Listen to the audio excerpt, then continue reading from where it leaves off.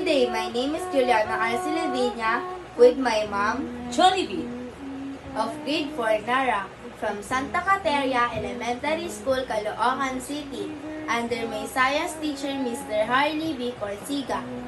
My home-based collaboration family video project is all about uses of water in daily activities. Water is directly used in our life, like drinking, bathing, cooking, washing these clothes, and dishes.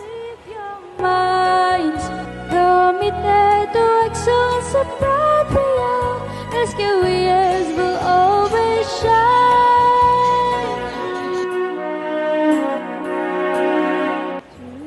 Trivia time! Did you know the water is the most important? Not only to our people, but also to natural resources and animals, because it sustains everything.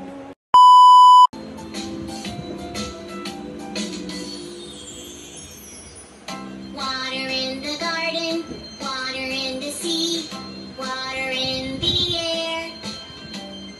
Water is all around us. Water is a gift from nature, so be thankful for water.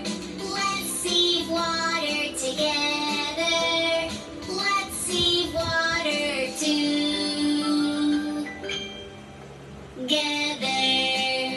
Committed to excellence and proud beyond, SQES will always shine.